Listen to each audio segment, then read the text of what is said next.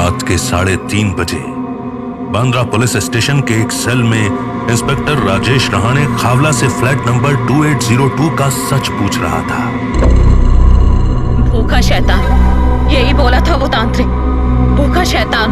मोहसिन के पास जब कोई रास्ता नहीं बचा तो उसने उस तांत्रिक को घर बुला लिया। एक मिनट, ये वही तांत्रिक था क्या जो शेखर साहब की डेथ के बाद? पता नहीं, इतना पता है कि मोहसिन ने एक तांत्रिक को बुलाया। उस तांत्रिक ने मोहसिन से कहा कि शैतान को जगाना है तो उसकी भूख मिटानी होगी, इसलिए उसने उन बच्चों को। कितने बच्चों को खाया उसने इस बलि के नाटक में? नाटक नहीं साहब, मोहसिन कुछ दिए जलाकर अजीब सा कुछ बोलता था, मंतर वंतर करता था। मैंने उसको टोका भी कि हम मुस्लिम लोग हैं, हम ये सब नहीं मानते, पर वो पैसे का इतना लालची हो गया था कि पास की बस्ती से भी कुछ बच्चा लोग उसके पास पढ़ने को आते थे। उन्हीं में से एक बच्चा। ये तू काहे को इतना रोती है? शांत हो जा। तूने जब ये सब देखा तो तूने किसी को बोला नहीं? मैंने कभी उसको ये सब करते नहीं देखा। हाँ, एक रात उसने बताया कि मिलिंद और शेखर मुंडे उसके घर होकर गए। बोला गड़बड़ हो गई है, घर का सफाई करना पड़ेगा, जल्दी आ। खावला का पूरा शरीर कांप गया। मैं जब घर पहुंची तो देखा कि हॉल में खूब सारा वो दिवाली वाला दिया लगा हुआ था और अंदर कमरे में खून ही खून। इतना कुछ होने के बाद भी तूने किसी से शिकायत नहीं की? कैसी औरत है रे तू? औरत होने से पहले अम्मी भी तो हूँ। मोहसिन मेरे को धमकी दिया था कि अगर मैंने उसका हेल्प नहीं किया तो वो अब्राम को भी। अब्राम तेरा छोटा बेटा, वो तब कितने साल का था? 6 महीने का साहब। असल में मोहसिन ही अब्राम का बाप था। इंस्पेक्टर रहाणे को झटका लगा। मतलब साला हरामी अपने बच्चों को जिंदा खा जाने का धमकी देता था, इसलिए तूने उसे मार डाला? हाँ? खावला ने एकदम चौंक के इंस्पेक्टर की तरफ देखा। हैरान होने का नाटक काहे को करती है? जो आदमी पावर के पीछे नरभक्षी बन गया वो आत्महत्या कैसे करेगा? जरूर किसी ने उसे मारा होगा, और मारने वाला या तो उससे नफरत करता होगा या फिर उससे डरने लगा होगा। मैंने नहीं मारा साहब, मैंने खुद नहीं मारा। वो पागल हो गया था, पागल। दिन भर सिर्फ भूख भूख भूख करता रहता था। हमसी हो गया था वो। मुझे कहता था कहीं से कोई बच्चा उठाना, वो ना मिले तो मुर्गा मच्छी जो हाथ आए ले आ। फिर पागलों की तरह चीखा कि बच्चा नहीं तो किसी आदमी को ले आ, कुछ तो खिला। घर का सारा आटा दाल चावल सब एक दिन में साफ कर दिया उसने। उसकी भूख ही नहीं खत्म होती थी साहब। उसे मैंने नहीं मारा, उसे उसकी भूख ने मारा। मतलब? वो एक रात मुझे बोला, बस 3 और खावला, 3 और जिंदा जिस्म लिया मेरे पास, बस 3। फिर देख मैं क्या करता हूँ। इस पूरे शहर का सबसे पावरफुल आदमी मैं बनूंगा और तू बनेगी मेरी रानी। अचानक उसने मेरे बाल पकड़ लिए। छोड़ना, मुझे क्यों मारता है? अगर तूने मेरी खुराक पूरी नहीं की तो मैं तुझे तेरे दोनों बच्चों समेत खा जाऊंगा, साली राण। मैं डर गई साहब। वो मोहसिन था ही नहीं। मोहसिन तो हमेशा मरियम और अब्राम को अपना बच्चा कहता था। ये शैतान था। इस शैतान को मुक्त करना जरूरी था साहब। फिर तूने क्या किया? मैंने उसके लिए खाना बनाया और उसमें। इंस्पेक्टर रहाणे का मोबाइल बजा। स्क्रीन पर एसआई राजवीर का नाम शो हो रहा था। उसने फोन उठाया। हाँ, बोल रहे ना? दूसरी तरफ से कुछ अजीब सी आवाजें आने लगी। क्या हो रहा उधर? रहना, बोलना कुछ। हेलो? राजवीर बोलता कैसे? वो तो बुरी तरह बंधा हुआ था। उसके मुंह में रुमाल ठूंस कर ऊपर से टेप लगाया हुआ था। वो जितना खुद को खोलने की कोशिश करता उतना उसके हाथ पैरों में दर्द होता। राजवीर एक अंधेरे कमरे में पड़ा था। इस वक्त यहाँ कोई नहीं था। हमला करने वाले ने शायद बच्चों को चारे की तरह सामने रखा था। तभी कमरे का दरवाजा खुला।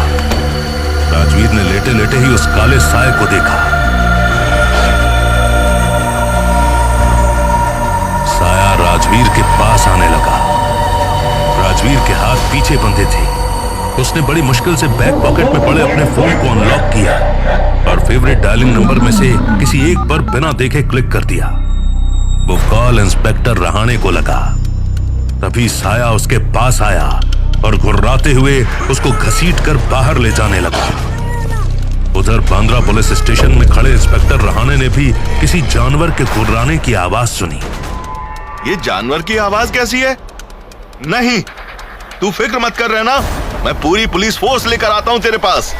इंस्पेक्टर ने फोन अपनी जेब में रखा और तेजी से बाहर जाने लगा। फोर्स ले जाकर भी क्या कर लोगे साहब? किसी काम नहीं आएगी तुम्हारी फोर्स। वो जाग गया है, किसी को जिंदा नहीं छोड़ेगा। इंस्पेक्टर 1 मिनट के लिए रुका और फिर बाहर अपनी जीप की तरफ चल दिया। उसी दौरान इंस्पेक्टर ने राजवीर की कॉल होल्ड पर की और तांत्रिक को फोन मिलाया। हेलो, ज्यादा सवाल नहीं समझा ना? इंस्पेक्टर रहाणे हूं मैं। बाबा तांत्रिक को फोन दे जल्दी। बोल इंस्पेक्टर, क्या चाहता है तू? एक और शिकार करने वाला है वो, इसलिए बिना टाइम खोटी किए शेखर सोसाइटी पहुंच, समझा ना बाबा? वहीं शेखर सोसाइटी में टावर नंबर 5A की सीढ़ियों पर एक काला साया एसआई राजवीर को घसीटते हुए ऊपर चढ़ा रहा था। राजवीर ने ध्यान दिया कि काले साए की सिर्फ आंखें दिख रही थी। इसके अलावा उसका पूरा शरीर काले कपड़े से बंधा हुआ था। खींचते हाँफते हुए वो राजवीर को 28th फ्लोर पर ले गया। तभी 27th फ्लोर पर कुछ हलचल हुई। 2703 में रहने वाले नन्हे आदिल की नींद खुल गई। उसको बाहर कुछ अजीब सी आवाजें आईं। वो फिर चुपचाप घर से बाहर निकलकर स्टेयर्स की ओर बढ़ गया। फ्लैट नंबर 2802 का गेट खुला हुआ था। काले साए ने राजवीर को जबरदस्ती घर के अंदर धक्का दे दिया। राजवीर ने देखा कि चारों तरफ मिट्टी के दिए जल रहे थे। काले साए ने राजवीर का मुंह खोल दिया। राजवीर को ठीक से सांस आई। काला साया अंदर बेडरूम की ओर चला गया। राजवीर के शरीर पर जगह जगह चोट लग गई थी। उसकी यूनिफॉर्म बुरी तरह से फट चुकी थी। उसके हाथ पैरों से हल्का हल्का खून रिस रहा था। 28th फ्लोर तक पैदल जाना सबके बस का नहीं था और वो तो खींचते हुए जबरदस्ती वहां तक पहुंचाया गया था। तुझे क्या लगता है हरामी, तू बच जाएगा? तू ही कैमरा बंद कर देता था ना? काले साए को कोई फर्क नहीं पड़ा। वो चौक से फर्श पर कुछ लकीरें खींच रहा था। तू जिंदा नहीं बचेगा अफजल, कितना भी बुर्का पहन ले, तू नहीं बचेगा। इंस्पेक्टर रहाणे आते ही होंगे, मैंने उनको कॉल मार दिया है। अब पहली बार काला साया रुका। उसने मुंह से कपड़ा हटाया। ये अफजल नहीं, मिलिंद था। मिलिंद? तू? क्यों? कैसे? मिलिंद उसके पास आया और उसकी जेब टटोलने लगा। बैक पॉकेट में उसे फोन मिला। कॉल अभी भी एक्टिव थी। मिलिंद ने फोन कट किया और फेंक दिया। मिलिंद ने जब बोलना शुरू किया तो उसकी भाषा बिल्कुल बदली हुई थी। पावर किसे बुरी लगती है राजवीर? तू क्या जिंदगी भर ऐसा ही बने रहना चाहता है? मैं पिछले 8 साल से जॉइंट सेक्रेटरी हूं। वो साला पॉल 2 कौड़ी का आदमी। सोसाइटी में क्या हो रहा है क्या नहीं, इससे उसको कोई मतलब नहीं था। उसे बस अय्याशी चाहिए थी। शेखर मुंडे उसको अच्छे से जानता था कि वो लायक नहीं है, फिर भी कभी उसको हटाया नहीं। जानता है क्यों? क्योंकि पॉल जानता था कि शेखर बच्चों के साथ। अगर तू ही मर्डर कर रहा था तो तुझे तांत्रिक को बुलाने की क्या जरूरत पड़ गई? मैं क्यों मारूंगा किसी को? मैं तो बस अधूरा काम पूरा कर रहा हूं। शुरुआत तो ख्वाबला नहीं की थी। हरामी शेखर उसके बच्चे की गांड मारना चाहता था। सही किया ख्वाबला ने, उसी ने शैतान को जगाया। मैं तो चाहता ही नहीं था कि तांत्रिक आए। तांत्रिक को अपनी शक्तियों से खबर लग गई थी कि इसी फ्लैट में फिर कोई घुसा है। मैंने उसे नहीं, बल्कि उसने मुझे बुलाया था कि मैं उसे लेने आ जाऊं, पर मैं जानता था कि तांत्रिक के काम में अगर कोई पंगा कर सकता है तो वो सिर्फ और सिर्फ पुलिस है। इसलिए तांत्रिक और उसके चेलों के यहाँ पहुंचने के बाद मैंने ही पुलिस को गुमनाम टिप दी थी। मिलिंद ने कुछ दिए जलाए, फिर एक मंत्र पढ़ने लगा। मिलिंद उठा और एक चाकू लेकर आया। उसने सफाई से एसआई राजवीर की एक उंगली काट दी। नहीं, नहीं मिलिंद, पागलपन मत कर। मिलिंद ने उसकी कटी उंगली जाकर उन दियों के बीच में रख दी। अचानक दियों की आग तेजी से ऊपर को उठी, चारों तरफ लपटें उठने लगी। एसआई राजवीर दर्द से कांपने लगा। अब मिलिंद का चेहरा बदलने लगा। एसआई राजवीर ने साफ देखा कि मिलिंद के अंदर एक काला धुआं घुस रहा था। चारों तरफ लुबान की महक आने लगी। मिलिंद की आंखें पलटने लगी, उसके हाथ पैर टेढ़े होने लगे। वो एक जानवर की तरह अपने दोनों हाथों को पैरों की तरह इस्तेमाल करने लगा। उसके दांत बाहर आने लगे। एक पल को तो राजवीर को ऐसा लगा जैसे किसी शेर और भेड़िए को मिलाकर जबरदस्ती इंसान की खाल में घुसा दिया है। मिलिंद अब एक भूखा राक्षस बन चुका था।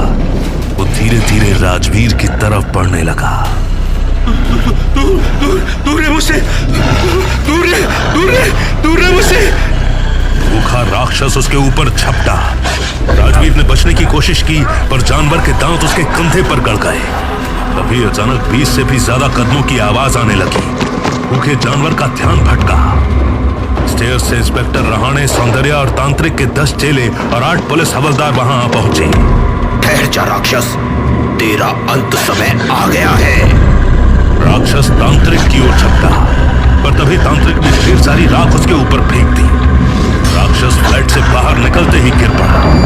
ये कैसे हो सकता है? ये कैसे? तभी राक्षस उठा और इंस्पेक्टर रहाणे की ओर लपका। रहाणे बचने की कोशिश करने लगा, पर तभी राक्षस ने इंस्पेक्टर के हाथ पर काट लिया। लेकिन इंस्पेक्टर रहाणे ने दूसरे हाथ से अपनी गन निकाली और राक्षस को शूट कर दिया। गोली सीने में लगी और राक्षस दूर जाकर गिरा। लेकिन वो फिर उठा और रहाणे को खाने के लिए कूदा। तभी तांत्रिक ने ढेर सारा लाल सिंदूर लेकर उसके ऊपर उछाल दिया। राक्षस तड़पने लगा। तेरी गोली से कुछ नहीं होगा इंस्पेक्टर, तू जा, अपने साथी के हाथ पैर खोल। सौंदर्या भी उसके साथ ही अंदर चली गई। तांत्रिक और उसके चेलों ने राक्षस को अच्छे से बांध दिया और गोल घेरा बनाकर मंत्र पढ़ने लगे। ह्रीं ह्रीं तंत्र भूत बाधा मंत्र, ह्रीं ह्रीं रक्ताहुति। ये सब क्या हो रहा है inspector? How can this even be possible? Mrs Mittal, possible और इम्पॉसिबल के बीच का फर्क तो इस फ्लैट के बाहर ही खत्म हो जाता है। उस काम वाली भाई ने अपने बच्चे को बचाने के लिए इस शैतान का सहारा लेकर शेखर साहब को आउट किया था। मिलिंद तो बस मौके का फायदा उठाने के लिए आया था वहां। बच्चे को बचाने के लिए मतलब? रहाणे सहारा देकर राजवीर को बाहर लेकर आया। तांत्रिक के चेलों ने इंस्पेक्टर सौंदर्या और राजवीर को निकलने की जगह दी।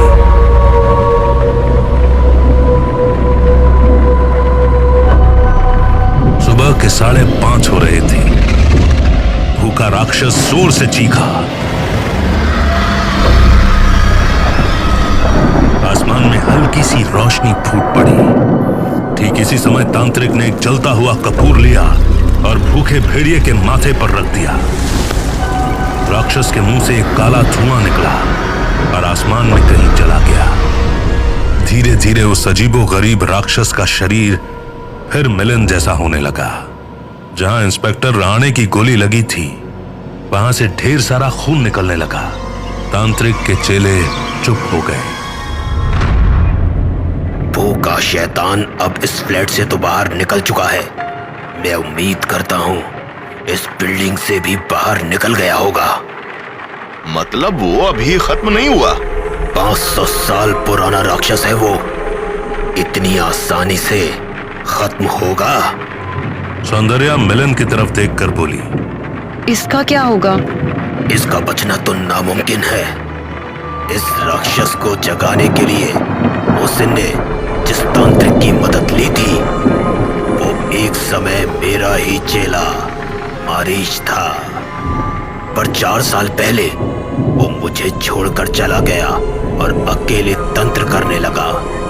उसी ने तपस्या के बल पर जाना था कि इस जगह पर 500 साल से भी ज्यादा पुरानी आत्माएं बसी हुई है। उन आत्माओं में शामिल एक खूंखार भेड़िया भी था जिसे मोहसिन ने लालच देकर बुलाया था। किसी ऐसी नरभक्षी आत्मा को जगाने के लिए 3 बलि लगती है।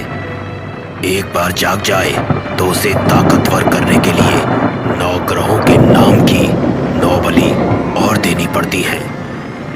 मोहसिन बच्चे को गोद में लेकर बैठ जाता था और राक्षस को बुलाता था। राक्षस को बुलाने के लिए मंत्र से ज्यादा मांस की जरूरत होती है। मोहसिन बच्चे की उंगली काटकर उसे बुलाता था। तब राक्षस मोहसिन के शरीर पर कब्जा करके बच्चे को खाकर अपना पेट भर लेता था। अगर मोहसिन पूरे 9 खून कर देता तो क्या वो सबसे ज्यादा ताकतवर हो जाता? ताकतवर तो वो राक्षस हो जाता। ये सब मूर्ख ये सोचते थे कि काली शक्तियां इन्हें ताकत देंगी, जबकि असल में राक्षस इनके शरीर पर हमेशा के लिए कब्जा करना चाहता ताकि वो ताकतवर बना रह सके। धीरे धीरे रोशनी बढ़ने लगी थी। शेखर सोसाइटी की पूरी काली रात ढल चुकी थी। एक नई सुबह होने लगी थी। पापा ने जब मोहसिन को ये कल प्रैक्टिस करते देख लिया था तो पुलिस को क्यों नहीं बुलाया? क्योंकि तेरा पिता बच्चों का रसिया था। महेश अग्रवाल के बेटे को भी मोहसिन ने नहीं बल्कि तेरे पिता ने खत्म किया था। शेखर ने उसके साथ इतनी ज्यादती की कि बच्चे ने दम तोड़ दिया। उस बच्चे की आत्मा भी इसी सोसाइटी में मौजूद थी, इसीलिए वो राक्षस ये बात जान गया था। खावला को भी तेरे पिता ने काम से निकालने की धमकी इसलिए दी थी कि वो उसके बेटे के साथ कुकर्म कर सके। खावला ये जगह छोड़कर नहीं जा सकती थी, इसलिए उसने शैतान को फिर जगाना जरूरी समझा और जिस वक्त पूरे फ्लोर की लाइट्स गईं, उसी वक्त फ्लैट में एक मांस का टुकड़ा रखने चली गई। सौंदर्या रोने लगी। उस भूखे राक्षस को तो 3 शरीर और चाहिए थे ना, जबकि सोसाइटी में 3 डेथ तो हो ही चुकी थी। पहले शेखर, फिर रॉबिन पॉल और फिर महेश अग्रवाल। इसी बीच मेरे थाने का हवलदार भी तो मारा गया था। 4 डेथ तो ऑलरेडी हो गई थी। फिर क्या हुआ? तांत्रिक ने उसे टोका। गलत। शेखर और रॉबिन ने ही राक्षस की भूख मिटाई थी।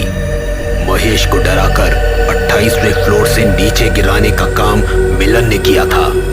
ये भूत की आड़ में ऐसे लोगों को खत्म करना चाहते थे जो इस राक्षस के बारे में जानते थे, वरना इस राक्षस में तो इतनी भी शक्ति नहीं थी कि इस फ्लोर से बाहर जा सके। दूसरी बिल्डिंग में जाने का तो सवाल ही नहीं बनता था। अगर वो तीसरा शिकार कर लेता तो 9 ग्रह उसके काबू में आ जाते। तब वो इस फ्लोर क्या इस सोसाइटी से बाहर जाकर भी। शुक्र है कि ऐसा नहीं हुआ। तेरे हवलदार की मौत क्यों हुई ये तो मैं नहीं बता सकता, पर इतना जानता हूं कि जिस रात मैं पुलिस कस्टडी में था उस रात उसके गले में कुछ फंसा हुआ था। कोई हड्डी थी शायद। मैंने कोशिश की थी निकालने की, पर कामयाब ना हो सका। देखते ही देखते सूरज निकल आया। सुबह 6 बजे heavy police force Shekhar society में पहुंच गई। लोगों के मन में डर न बैठे, इसलिए इंस्पेक्टर रहाणे ने प्रेस में मिलिंद आप्टे को ही तीनों हत्याओं का आरोपी बता दिया। रहाणे ने यह भी बताया कि वो असल में अकेला रह रहकर दिमागी मरीज हो गया था, इसीलिए ऐसी हरकतें करता था। पर ऐसा ही राजवीर की होशियारी की वजह से वो पकड़ा गया और मजबूरन पुलिस को उसे गोली मारनी पड़ी।